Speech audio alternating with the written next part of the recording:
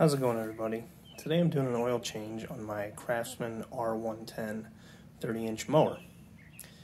And I went ahead and did a little bit of a modification because, well, the part that it normally comes with in order to do an oil change, I lost.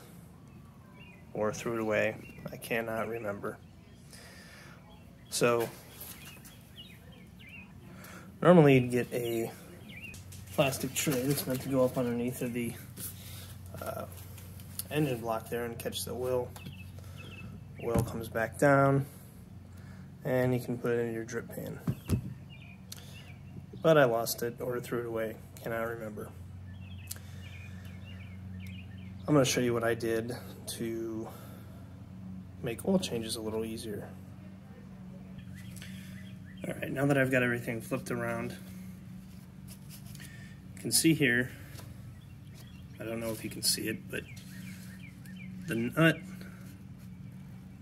oil plug goes right in here into the engine block.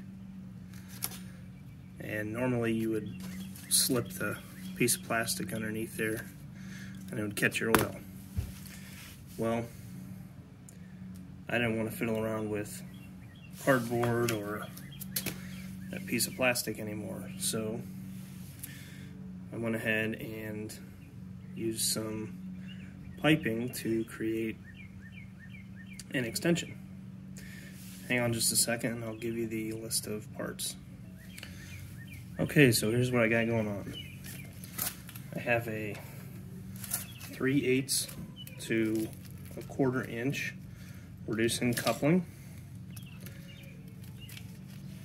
Next, I've got a 1/4 inch by 4 inch piece of pipe, male on both sides, so steel pipe nipple is what they're called. Then I've got a galvanized 1/4 inch street elbow.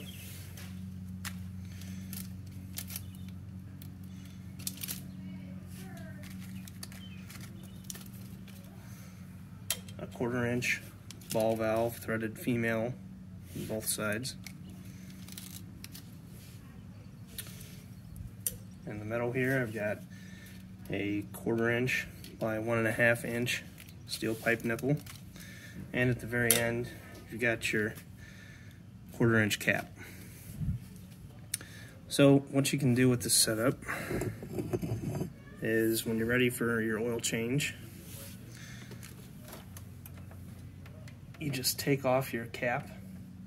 I've only got it hand tight for the purposes of this video. Get you some 1/2 inch ID vinyl tube. Stick that onto your pipe nipple.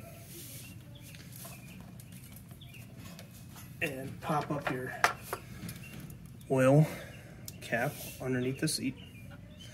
And you can go ahead and turn on your valve. Then your oil will start flowing out. And you can control where that oil goes. In this case, I have it draining down into this oil pan.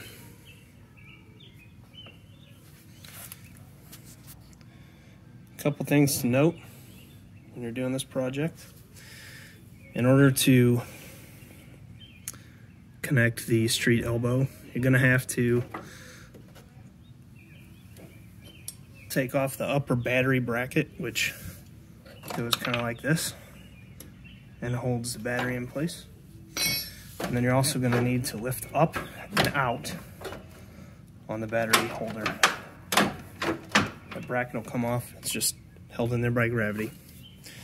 Then you'll be able to thread on your street elbow, and then you'll be able to thread on your valve and all the rest of it. When you're doing this, you want to make sure that you use pipe dope and or thread tape that is suitable for gas applications, is just whatever I used. And for your oil change, I just used some 10W30 synthetic.